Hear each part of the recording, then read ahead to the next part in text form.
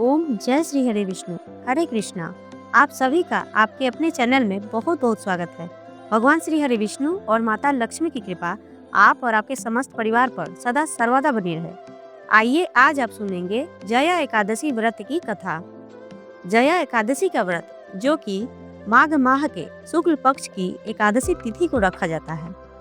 जैसा कि आप सब जानते हैं कि एकादशी का व्रत भगवान श्री हरि विष्णु जी को प्रसन्न करने के लिए रखा जाता है। इस दिन भगवान श्री हरि विष्णु और माता लक्ष्मी की विधि विधान पूर्वक पूजा आराधना की जाती है। शास्त्रों के अनुसार ऐसी मान्यता है कि जया एकादशी का व्रत श्रद्धा पूर्वक रखने से पितरों को कुयोनि अर्थात भूत प्रेत पिशाच योनियों से मुक्ति मिल जाती है। पितृ कुयोनि को त्याग कर स्वर्ग में चले जाते हैं। इसके अलावा जो व्यक्ति इस व्रत को धारण करता है उसके समस्त प्रकार के पापों अर्थात कायिक, वाचिक, मानसिक आदि पापों से मुक्ति मिल जाती है। इसलिए जया एकादशी बहुत ही महत्वपूर्ण एकादशी मानी जाती है। इस साल 2025 में माघ माह के शुक्ल पक्ष की एकादशी तिथि का प्रारंभ 7 फरवरी को रात 9:27 पर हो रहा है। वहीं इस तिथि का समापन 8 फरवरी को रात 8:14 पर होगा। ऐसे में उदया तिथि के अनुसार जया एकादशी का व्रत 8 फरवरी दिन शनिवार को रखा जाएगा और इस व्रत का पारण 9 फरवरी की सुबह 7:04 से लेकर 9:17 के बीच किया जाएगा। जया एकादशी का व्रत बेहद पुण्यदायी माना जाता है। इस व्रत में भगवान विष्णु के माधव स्वरूप की पूजा की जाती है। मान्यताओं के अनुसार जो भक्त सच्चे मन से इस जया एकादशी का व्रत रखते हैं, भगवान विष्णु और माता लक्ष्मी की पूजा आराधना करते हैं, तो उनकी समस्त मनोकामनाएं भगवान श्री हरि विष्णु और माता लक्ष्मी की कृपा से पूर्ण हो जाती है। साथ ही इस व्रत को करने मात्र से ही मनुष्य को समस्त प्रकार के पापों से मुक्ति मिल जाती है। उसे सभी प्रकार के सुख और सौभाग्य की प्राप्ति होती है।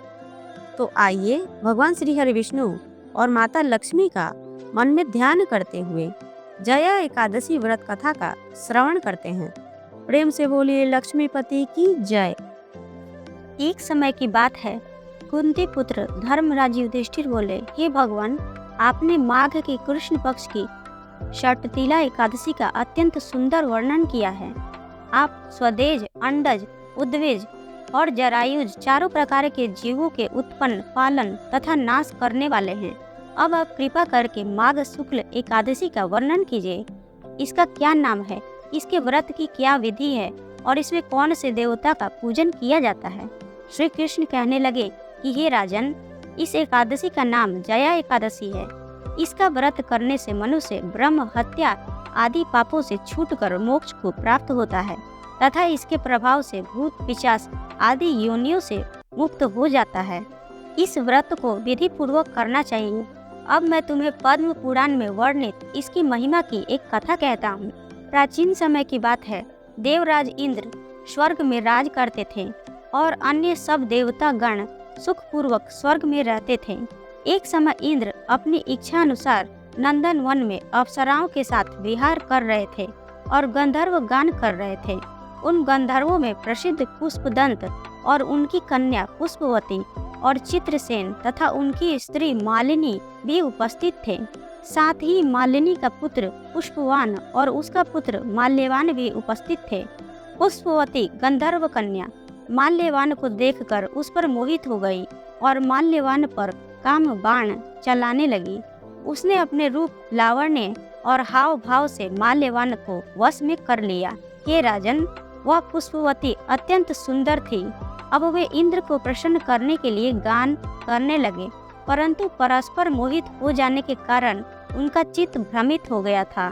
इनके ठीक प्रकार से न गाने तथा स्वर ताल ठीक नहीं होने से इंद्र इनके प्रेम को समझ गए और उन्होंने इसमें अपना अपमान समझकर उनको श्राप दे दिया। इंद्र ने कहा, हे मूर्खों, तुमने मेरी आज्ञा का उल्लंघन किया है, इसलिए तुम्हारा धिक्कार है।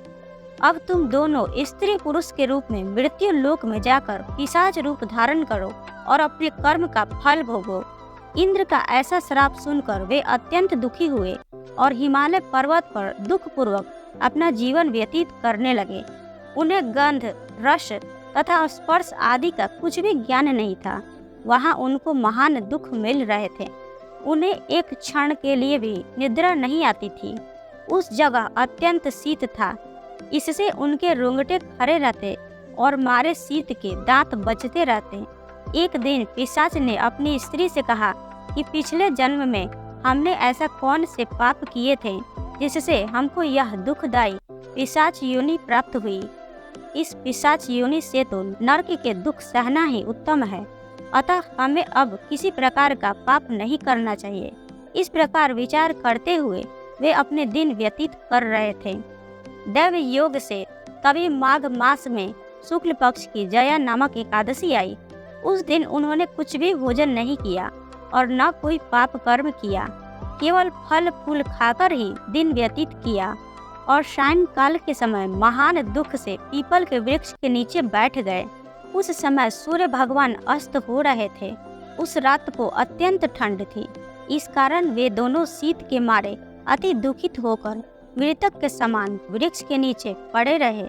उस रात्रि को उनको निद्रा भी नहीं आई। हे राजन, जया एकादशी के उपवास और रात्रि के जागरण से प्रातः काल होते ही उनकी पिशाच योनि छूट गई। अत्यंत सुंदर गंधर्व और अप्सरा की देह धारण कर सुंदर वस्त्र आभूषण से अलंकृत होकर उन्होंने स्वर्ग लोक को प्रस्थान किया। उस समय आकाश में देवता उनकी स्तुति करते हुए पुष्प वर्षा करने लगे। स्वर्ग लोक में जाकर इन दोनों ने देवराज इंद्र को प्रणाम किया। इंद्र इनको पहले रूप में देखकर अत्यंत आश्चर्यचकित हुए और पूछने लगे कि तुमने अपनी पिशाच योनि से किस तरह छुटकारा पाया, सो सब बतलाओ। माल्यवान बोले कि हे देवेंद्र, भगवान विष्णु जी की कृपा और जया एकादशी के व्रत के प्रभाव से ही हमारी पिशाच देह छूटी है। तब इंद्र बोले कि हे माल्यवान, भगवान की कृपा और एकादशी का व्रत करने से न केवल तुम्हारी पिशाच योनि छूट गई, वरन तुम दोनों हम लोगों के भी वंदनीय हो गए हो, क्योंकि विष्णु भगवान और शिव जी के भक्त हम लोगों के वंदनीय हैं। अतः आप धन्य हैं। अब आप पुष्पवती के साथ जाकर विहार करो। श्री कृष्ण कहने लगे कि हे राजा युधिष्ठिर, इस जया एकादशी के व्रत से बूढ़ी योनि छूट जाती है। जिस मनुष्य ने इस एकादशी का व्रत किया है, उसने मानो सब यज्ञ, जप, दान आदि कर लिया। जो मनुष्य जया एकादशी का व्रत करते हैं, वह अवश्य ही 1000 वर्ष तक स्वर्ग में वास करते हैं। इस प्रकार जया एकादशी व्रत की कथा पूर्ण हुई। प्रेम से बोलिए भगवान श्री हरि विष्णु की जय, माता लक्ष्मी की जय। आशा करती हूँ कि आप सबको यह वीडियो पसंद आई होगी। अगर आप सबको यह वीडियो पसंद आई हो तो वीडियो को लाइक करें, शेयर करें, चैनल को सब्सक्राइब जरूर कर दें। साथ ही बेल आइकन घंटी को दबाएं, जिससे मेरी अगली आने वाली वीडियो का नोटिफिकेशन आपको समय से प्राप्त हो। और कमेंट बॉक्स में ओम नमो भगवते वासुदेवाय नमः लिखना ना भूलें।